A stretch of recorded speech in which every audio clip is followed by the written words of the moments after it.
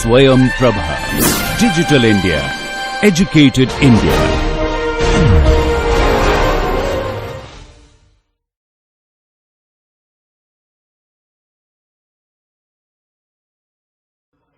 Today is obviously a special class because it's at 8:30 in the morning on Monday, and I thought we will do our usual quota of derivations and stuff, but we'll throw in a little bit of more interesting things in the form of some stories from historically how things developed. I find stories are good to wake people up from their whatever. Let me first define what is Carnot theorem, because at the end of last class, one of you guys came up and said that how do you know that Carnot's engine that we defined is the best one? Well, it turns out that after Carnot defined his engine, he gave a theorem saying this engine is the best one. And then he proved it, that it is the best one. And then nobody else has been able to disprove it yet. So that's the way thermodynamics is. Until you disprove it, you believe it. And so we'll do some of, I'll give you some of the things and come to the proof at the end, and give also a bit of an idea what other kind of engines there can be and why they cannot probably be as good as Carnot's engine. But in between, we'll see that how Carnot's thing was actually the starting of thermodynamics. Carnot's theorem or idea was the starting or the birth of thermodynamics, and how things developed a little bit in terms of steam engine, which is essentially what drove the industrial revolution. First set of engines that could produce power when you wanted, and then how things kind of took shape, and that puts a bit of a historical perspective, helps you to understand, you know, how why important, why this came out to be that important. So Carnot's theorem, I'm going to write it verbatim from the statement.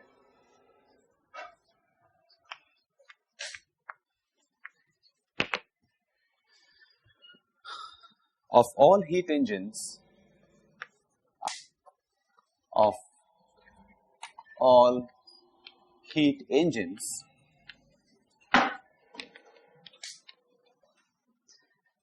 operating between a given constant temperature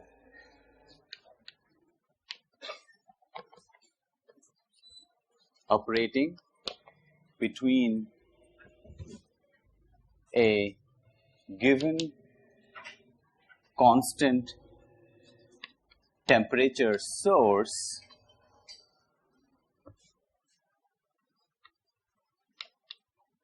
and a given constant temperature sink,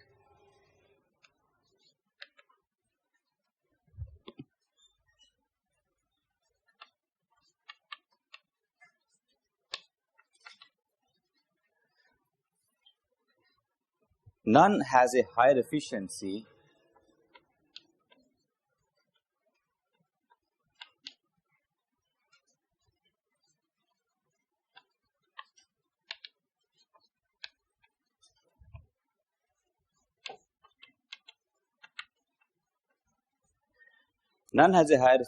than a reversible engine.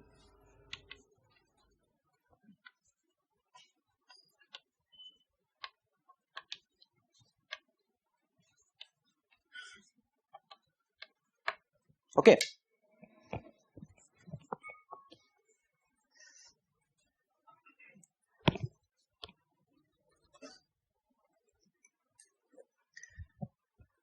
We don't have to memorize the statement, but it's important to write it down once and mark the important parts of it.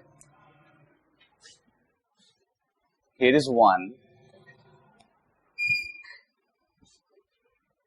the second, and third.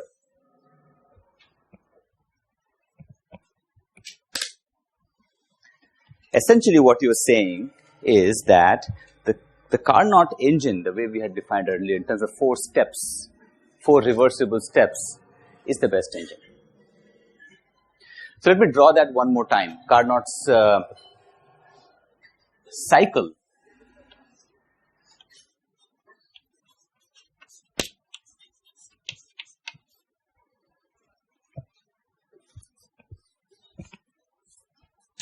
I try to draw a smaller picture because we have already seen it before. Two isotherms and two adiabatic steps.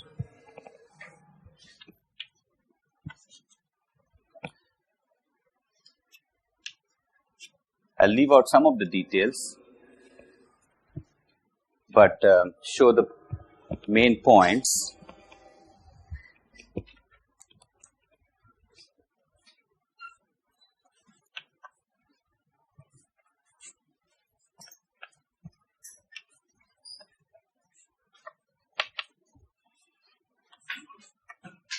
Okay, I hope it is visible from the back. I'm a little small in my writing, but let me know if you have problems. And we used a notation of this kind.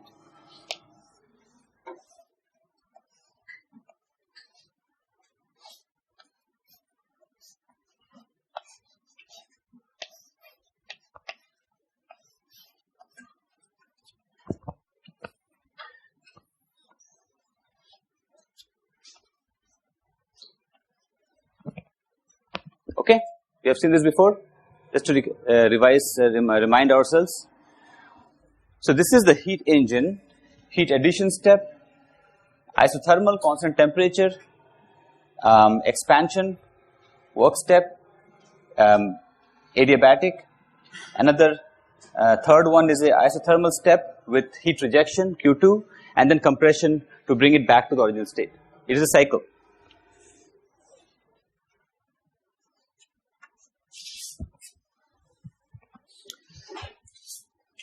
If we say each step is reversible, which means that you can, if you reverse the direction of the driving force, potential, temperature difference, whichever way you think about it, you can exactly retrace the path in the precise opposite direction.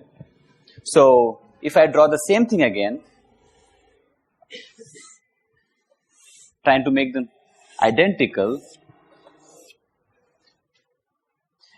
but with reverse direction. So what we are doing is that Q2, which is rejected to the sink, now we are saying it's other way around, and it is the heat taken up from the lower temperature body,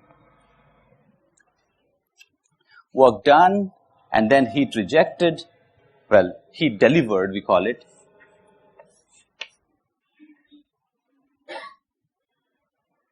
and then finally the cycle is completed by another work step. So we can essentially show the same, well, the other way around. The magnitudes of the heat and work interactions remain the same, but the directions are, well, reversed. I'm not calling it expansion WE at this side because it's now a compression process. But if you so wish, if I call it W1 and W2, then it's easy. It is also W1 and this is also W2. Only the directions are reversed. The step which was compression is now expansion. Earlier we were getting work out of the gas. Now we are putting in some energy into the gas. Okay, so here is our reverse cycle, and let's use the letter P to denote it. Well, not so much important, but I think when it comes to the block diagram,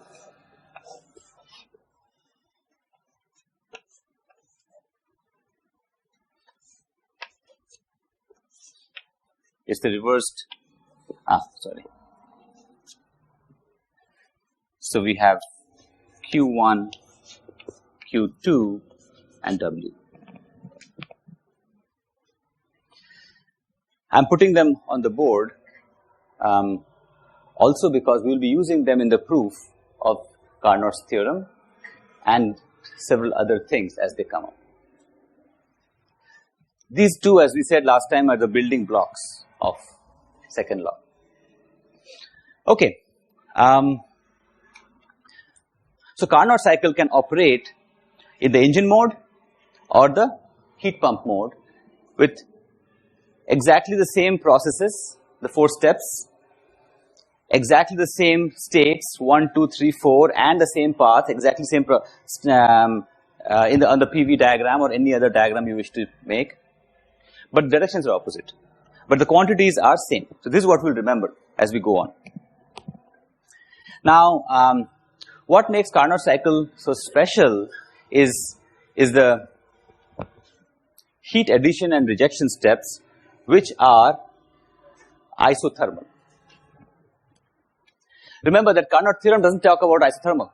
It only says it has the source at a constant temperature, sink is at a constant temperature, and it is reversible. And if you work it out, this actually means it has to be isothermal. I'll come to that a little bit later. But just think about this way. You can always make a reversible step in any other way. You can make it constant pressure, let's say. If I draw this one more time, let's use this part to make the case. Let's say this is my heat, constant temperature heat addition step. This is P, this is V. I've drawn only part of the cycle, the top part. So if this is my heat addition step, constant temperature, at least for ideal gas, we know that P times V is constant. So it will be a shape, something like a hyperbola. But you can think of a constant pressure process or a combination of constant pressure, constant volume, constant pressure, constant volume, maybe like this. All we're saying is it has to be reversible. It has to be slow enough so that the equilibrium is maintained. And let's say there are no losses. We can, let's say, at least in a hypothetical sense, we can make a step which is constant pressure, compress it, constant volume, raise the pressure by adding heat, and so on and so forth to reach this. And you can make many other combinations. It turns out that none of those qualify into that Carnot's theorem. Only this one, the constant temperature one, is the one that is defined by that theorem, and that is the best engine. Okay, so yes, question. Other engines, as we will see later on, either they don't satisfy one of this or this. If you want to try to make it reversible, it will end up not having this. If you try to make it this one, it will not turn out to be reversible. Any of these other steps which we think we are making them reversible, constant pressure, constant volume, don't turn out to be not so. Yes. So that means if I try to detect or get heat using some other process called PV power excess constant, those conditions will not satisfy. Yes. That's right. Okay, shall we move on? Any other question? Alright, so let's go to the picture on the screen which shows schematically, sketch-wise. There were no photographs taken at that time. It was 1712, and this is one of the first heat engines. Well, they call it a fire engine because of the down below to the right. You can see it's called fire. It has fire. That is, and these are the first time they were using fire to generate work. So the idea was fairly simple. This is the simplest kind of thing. Engine. You have water. They call it a boiler. You may not be able to read all the details, but we'll put this up on Moodle so you can easily see it later. You're boiling water, collecting the steam into this cylinder with a piston in it. The black thing is a piston, and the piston is attached up to what will really do the work on the top, which is a wooden beam. On the other side of the wooden beam, through this chain and link, it goes down to work as a pump way below earth where there's a mine. And the objective, at least in this case, was to pump water out of the mine. Okay, So you inject steam, generate steam and put it into the cylinder, and as the cylinder fills up with steam and the piston actually goes up, not so much because of steam pressure. Things were fairly atmospheric pressure, you know. But there's a weight of this pump inside the mine, so which will drive the mine pump low and the piston kind of up. Just by the weight of the pump, it will probably go up. The key step was after that. Once this piston is filled up with air, with steam, they would inject water or spray water through this small pipe into the cylinder. They'll spray water. And that water will immediately condense the steam. You're cooling the steam, and the steam will suddenly start condensing and become liquid water. And as it becomes liquid water, it's compressing. Because its volume is decreasing, the pressure becomes low. And what is outside? On top of this is atmospheric pressure, and inside is low pressure. So it drives the piston down. Piston goes down. This beam turns a bit. The mine pump, whatever it is pulls out water from the mine. And then they do the thing again and again and again. I'm sure it was not a very fast process, as you can imagine, but it worked out for them. Life was not that fast at that time, anyways, in 1700s. So, okay. There's actually a small kind of a cartoon video on YouTube I found, which shows a bit of a color-coded steam and water, so you can watch it. It's just a couple of minutes. Now, the important thing was that although this was like steam and steam engine, but it was not really, steam was not doing the work. The work was done by actually atmospheric pressure outside, which is pushing the engine. The way we think that we are going to add energy to a working fluid, whether it's the ideal gas or steam, water, make it steam and make it high pressure, and that will drive the piston, was not really happening here. So this actually is sometimes called the atmospheric engine. In some places it is written, if you see down below, if you can read that bottom thing, it says atmospheric engine of the guy called Newcomen, who was one of the first guys to make an engine which was fairly successful. I think there were some other attempts earlier, but they were not that well reported. Now, the next thing that happened was,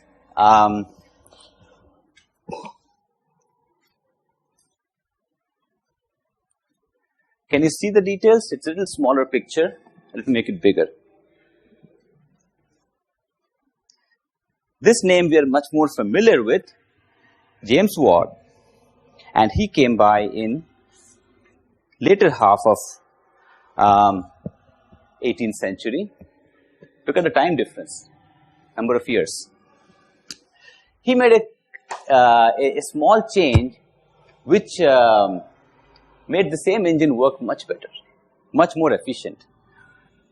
What he did was, if we go back, try to understand this sketch, many other things are similar. Let me go back. This is the wooden beam on top. One side is connected to the mine pump, as they call it, to the chain and whatever goes in. Other side is going to the piston here, and that's the cylinder. He's not boiling water underneath the cylinder the way that earlier picture was. He's boiling water here separately. That's the boiler and fire underneath. He's putting the steam through a pipe, and there is an additional cylinder here below, which is new. This cylinder was called a condenser. So his innovation was to put this extra cylinder, and that was apparently very, very successful. In fact, he made a ton of money, it seems, and his name is all over history that he made the first steam engine. It was the first steam engine, by the way. It was not atmospheric. Air pressure was not doing the work, because he did two things. One is that the spraying of water, which was condensing the steam, he did it inside this cylinder, not in the main cylinder. And his logic was that when you inject water and the steam suddenly condenses to water, you're cooling the whole thing down, right? And if it is a cylinder, you'll have to again heat up the cylinder to bring it back to the steam level and fill it with steam, and it takes a lot of fuel. They were measuring in terms of how how many bags of coal or something like that. They had a weird term for efficiency, but they say it was not very efficient. We are burning too much coal and too much fuel to get the same thing working. If I condense it here, suddenly when the steam pressure drops here, the pressure is felt immediately at the engine, in the main cylinder, without cooling down the cylinder.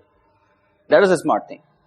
So the pressure difference definitely still was created by spraying water into this, but this cylinder remained hot, which was his main contribution, it seems. The other thing he did was that he was also putting some of the steam, piping it through and putting it on top of the cylinder. So technically, there was steam over the cylinder, which was actually pushing it down, and it was not the atmospheric air, it was not open to atmosphere. So it was technically a steam engine. But it turns out that the pressure of the steam was almost atmospheric. James Watt was a very smart guy. Of course, you can make out from this, but he also was a very shrewd guy. So he kept everything secret. And that's why probably we hear that his thing was Watt's engine came up in around this time. For next 30 years, pretty much it dominated the entire history of steam engines. He didn't allow too many people to play around with his engine and make new additions. He apparently kept it fairly under his control, and even when people wanted to see it, he would only give a personal tour, not delegate to anybody else. And also, if you want to ask too many questions, you're out of the door. But his steam was only slightly above atmospheric pressure, but at least it was doing the work of pushing the piston from top. The low pressure that was created inside the cylinder, the main cylinder and the condenser, was really driving the piston.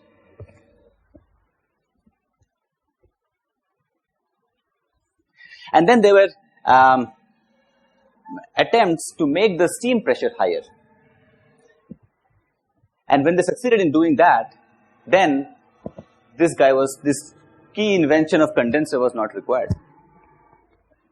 It turned out that if you can get steam to be high enough pressure, then you can just eject this whole thing into atmosphere. Don't care about cooling it down. You just open a valve and it goes out.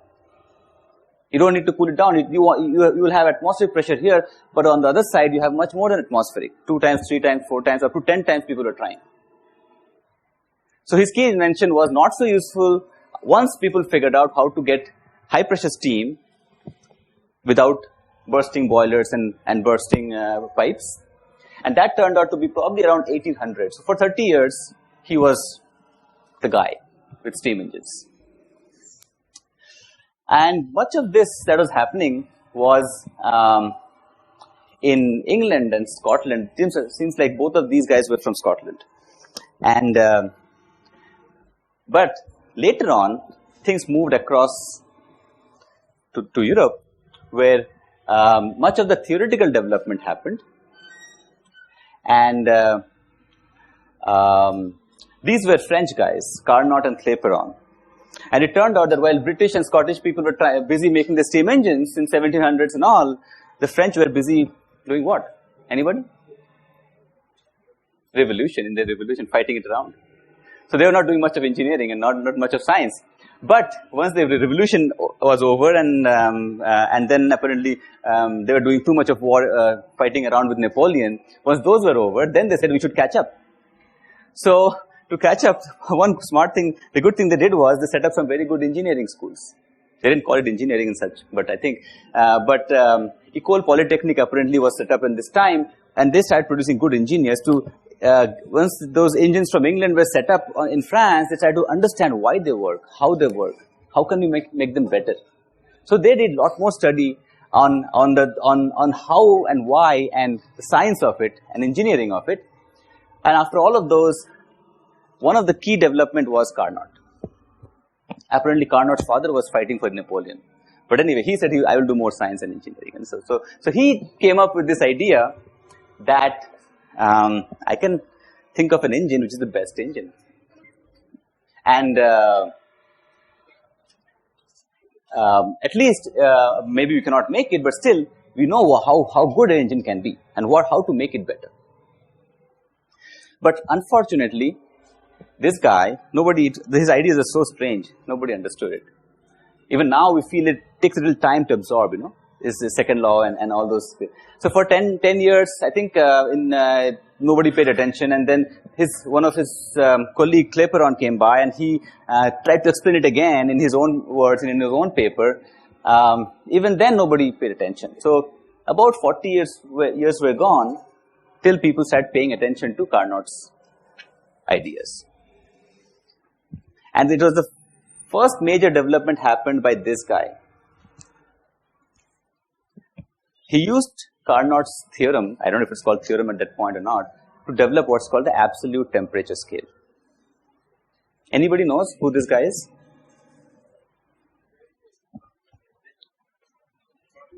Lord Kelvin. Huh? Yes? He is Lord Kelvin. Later on he became Lord Kelvin. So he made the Kelvin scale of temperature. It was a major development. People are so confused about measuring temperature and what is really a good scale. Everybody seemed to have their own scale of temperature at that time. So that was a major development when you can say that, hey, this is a temperature scale nobody can beat again, like Carnot's theorem, Carnot's engine. And I think it was after that, Clausius, he's a German, Thomson, I think, again, was back in Scotland. So all these people were working there, and it was only around 1850s that these ideas of Carnot took shape, and people say that this is the time, around 1850s, when the science or the discipline of thermodynamics came into existence, formally. People start really studying this area as in itself, that about heat, work, and so on and so forth. Apparently, first law was still not defined, but that's a different story. So, but just to think about the difference between when steam engines were actually working and when the science was developed, probably 100 years difference. With more often that happens that way than the other way around. You first make things working and then you figure out how it is working. And many of these people who made these heat engines were actually technicians. They were not scientists. They could do things. They had the capability of making things work, and trial and error made it probably work. So, with this backdrop, if you now think that Carnot's idea actually played a major role in shaping things up in really formal way, that says that, if you do certain steps in this way, you can at least think of, making the best engine. Any other engine you do any other way will not be as good. So there comes our let's come to this proof of theorem. There are a few, there's a lot of material on Wikipedia and stuff. You can go ahead and read it. We'll put up this PDF on Moodle, but there's a lot more idea. There are videos and there's interesting documentaries on YouTube. But there's one more picture I wanted to show before we move on. Here is a realistic sketch of what a heat engine or a steam engine looked like in those days. It's actually the first one, Newcomen engine, it says, which is whatever, we call it atmospheric engine now. But just to get an idea of the scale,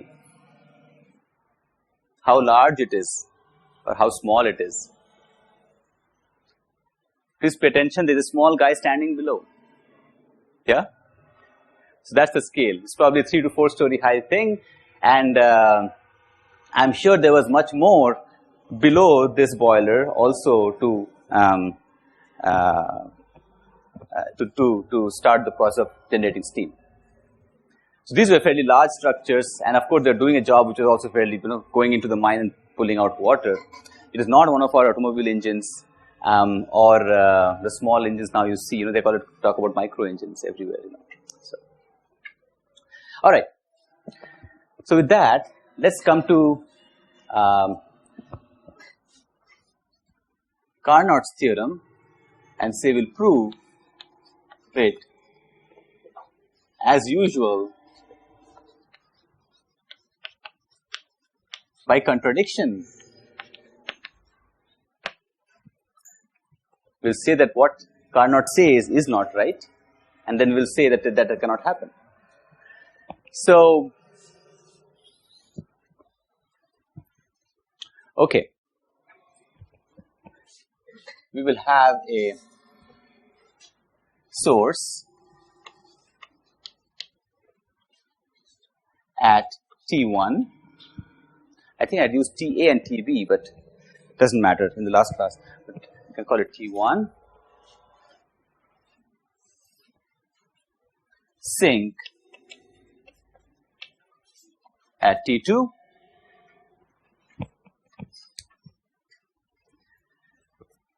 We'll place two engines.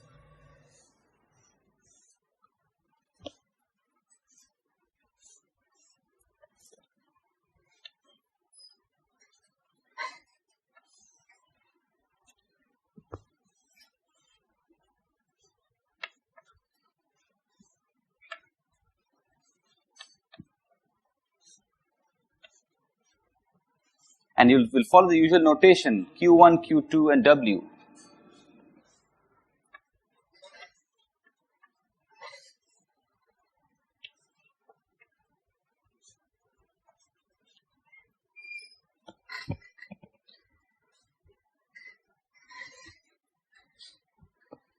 One of the engines will say is reversible, subscript R.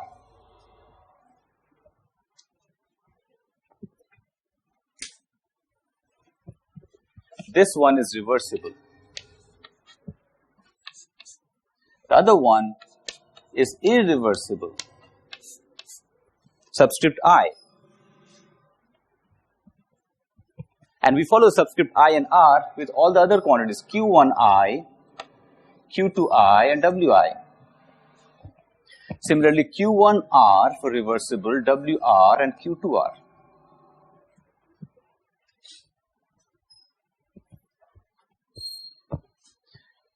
And for any heat engine, that the way we had written, Q1 equal to Q2 plus W, right?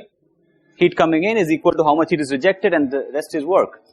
And now I'm going to write the same thing for two of these, Q1I, Q2I, WI and Q1R, Q2R plus WR.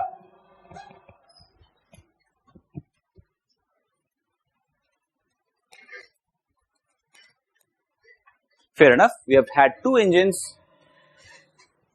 between a given constant temperature source and a given constant temperature sink.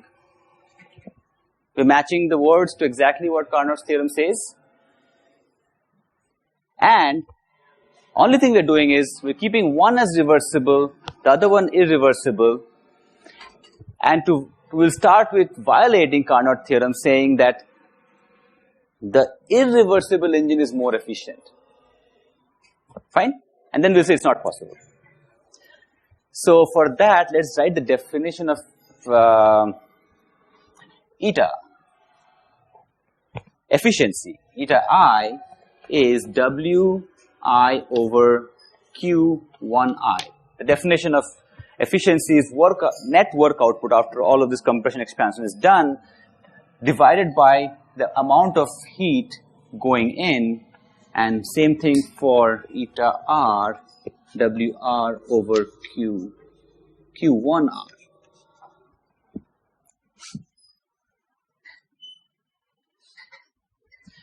So Eta, and we start with if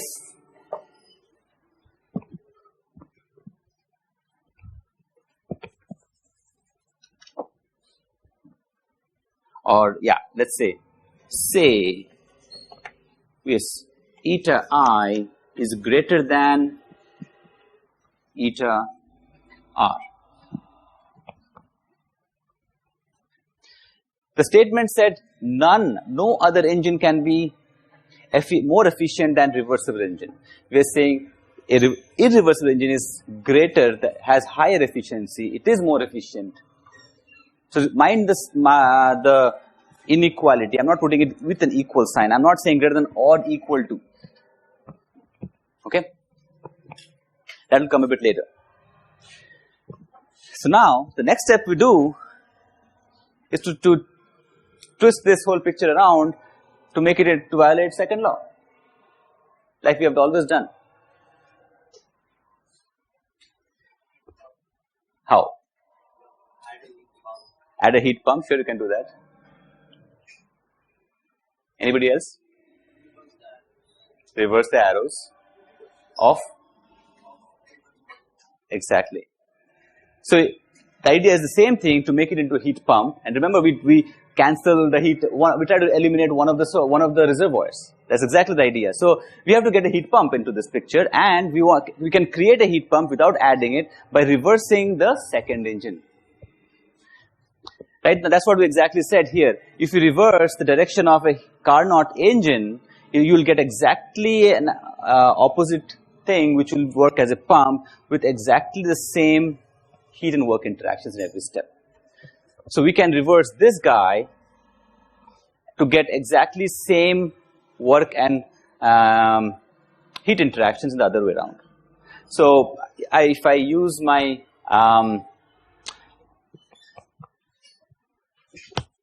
erasing capability, which you may not be able to do on your in your notes so easily, I would just make it this.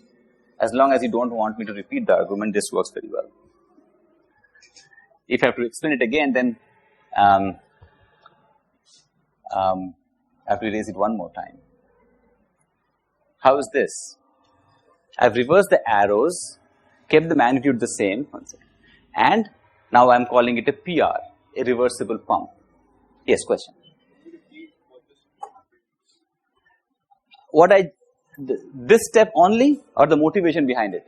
Yeah, the motivation. The motivation is that we want to, so we came up with this structure of EI and ER, my earlier ER, and then we wrote the relation between heat and work and the definition of efficiency. And then we said, hey, let's assume that the irreversible thing is more efficient than the reversible one, which will violate this guy, and we'll prove it wrong. To prove it wrong, what do? We have to convert it, this combination of engine EI and ER, into a new kind of engine, which will violate second law. That is what we have been doing. That's the usual tradition of procedure of arguing out this. So for that, one idea was introduce a heat pump. If you go back to your earlier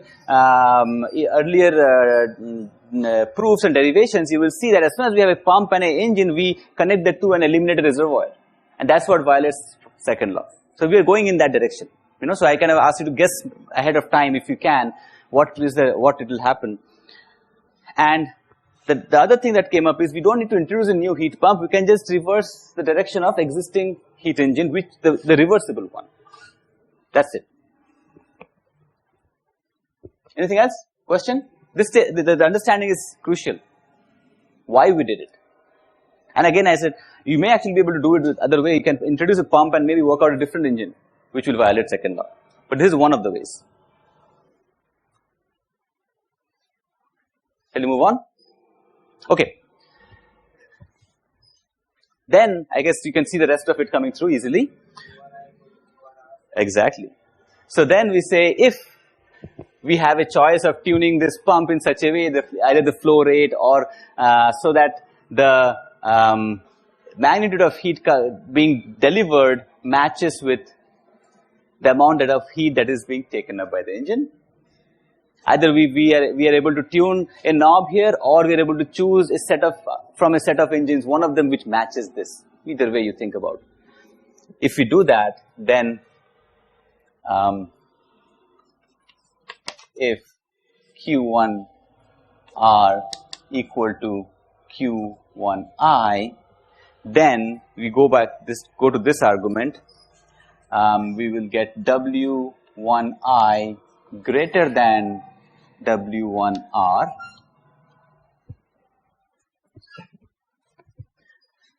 So we would say W1I minus W1R is greater than 0.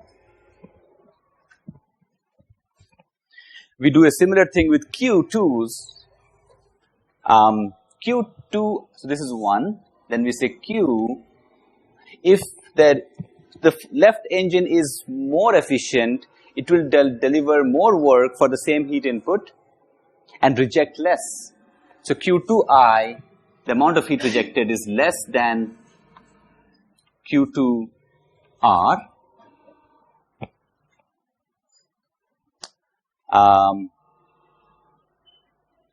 Okay. So Q2R minus Q2I is greater than 0.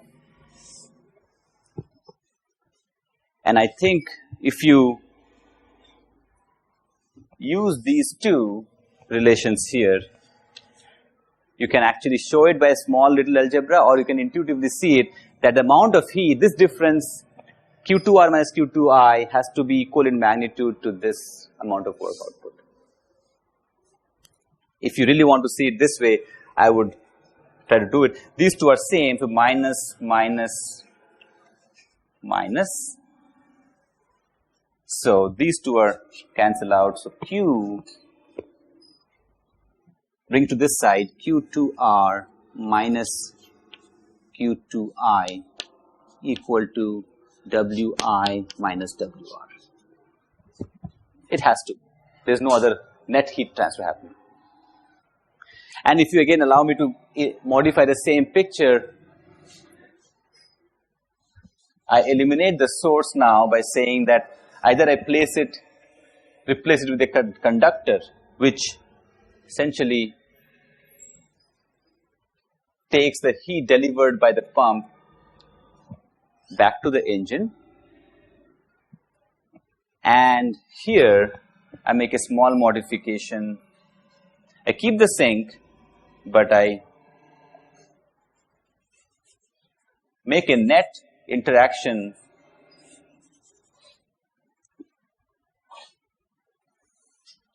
so this goes up.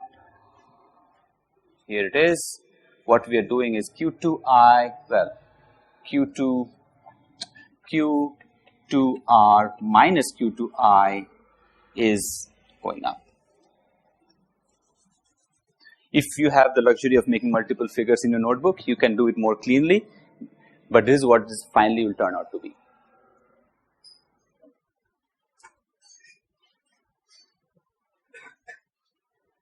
Seems all right? Please check for sign if they are correct. And then finally we say that, hey, the thing that we have got now, which is a combination of these initial devices, which is now enclosed in this, let me finally do this. I wish there was an easier way to do it. Okay, let's make this change here. WR is going in. So I would say finally, out of this whole thing, I don't know how to show it, but the difference between these two,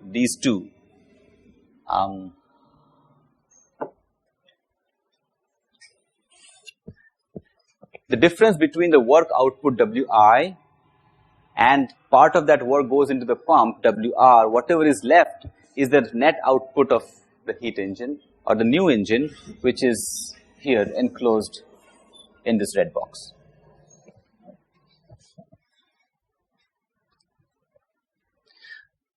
So that there is a net heat input Q2R minus Q2I, positive heat input from the reservoir at T2, and that gets converted into a net work output non-zero based on the inequalities we have assumed.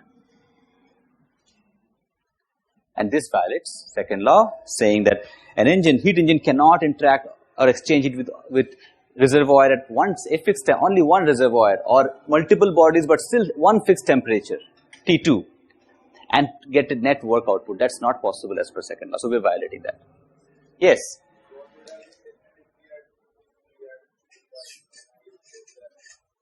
Less than. Eta efficiency is, if this was opposite, then we can't make the argument. Then we're satisfying second law. So we are fine. We're meeting Carnot theorem as well. No problem. Right? The whole objective of this is to prove Carnot theorem. So let me make the connection here. We are proving Carnot theorem by contradicting it. So if eta I is greater than eta R, this implies that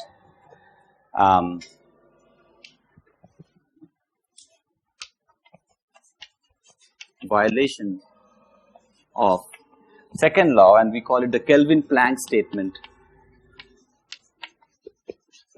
of second law.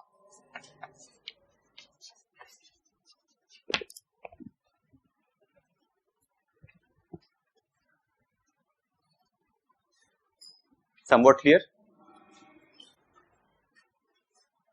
Any part which you want me to go over one more time? The last part? The last part when we made this new, the combined one. Okay.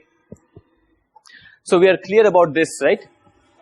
How we got the inequalities and how we are getting W1I greater than W1R, and the difference between them is greater than 0. So we are saying that if we combine these two devices, one is the engine, initial engine, the irreversible engine, and the heat pump we got by reversing the reversible Carnot engine, because Wi is greater than Wr, only part of the work output gets used up by the pump, the rest is output of the new engine. And I wish there was an easier way to show it. Maybe I can do this. Out of this whole thing is Wi minus Wr. So that is one part of it. On the top we said that Q1I and Q1R we have chosen to be same. So then we don't need the reservoir from which it is getting heat or for delivering heat to. We can eliminate the reservoir, and by taking the heat pumped by PR directly into the engine. And eliminating this one reservoir is key to violating second law. Remember that. So that thing has to be done. That's the key step that gets us to do the statement of Kelvin-Planck. So once we eliminate that, we have a net work output which is non-zero, and then we work out what is the net heat input. So EI is rejecting Q2I, and PR is taking up Q2R, both from the same reservoir. So I am just showing it as a net, this much of heat is going in. And we showed that this difference of Q2R and Q2I has to be equal to the difference of the work outputs, and both are greater than 0. So there is a net positive heat taken up from this reservoir, and that is converted exactly, all of it is converted into equal amount of work, which is not possible as per second law. You cannot convert all the heat taken from a single reservoir into all of it into work. That is not possible. You have to reject some of it to a different reservoir, and we don't have the second reservoir, and we're not rejecting any. So that is violating second law. Yes. From the timeline, it seems obvious that Carnot gave this theorem before Kelvin and Hawke also gave any test to prove it that time. How did he prove it? I don't know if he proved it actually. I'm not sure. Apparently he came up with a small booklet which explained his ideas, or which put forward his ideas. In fact, I'm sure if you search hard enough, you can probably even come up with an e-copy of that booklet. But as we understand now, after all the developments and how now that it has come part of textbooks and not those booklets and papers, that this is the form that makes sense to us. But that's a very valid question. How did he prove it? If the second law actually came later and he was showing it stuff earlier, I don't know. Yes, anything else? So in the whole process, we've never used the fact that, we've never distinguished one from the other in the fact that one was reversible and one was irreversible. So if I were to interchange R and I over here, I would still get the same result. Not quite, because the argument that was used to erase these and reverse the arrows will not work. Okay, so what I'm saying is, if we have a reversible engine, then it will follow the exact path when we reverse it to a pump. When it is not reversible, this is not possible. So Q1, Q2 will not be same as these Q1, Q2, or there will be, if there are losses, there will be more, not all of it will come out as work. Something will be lost. You can define a cyclic process, but I don't think these arguments will hold, because we start with the engine and then convert it to a pump, and exactly opposite pump actually makes the process. But try it out if you wish. It's definitely worth a try. If we had something which had losses, so which step falls apart? Which step is not doable if it is not reversible?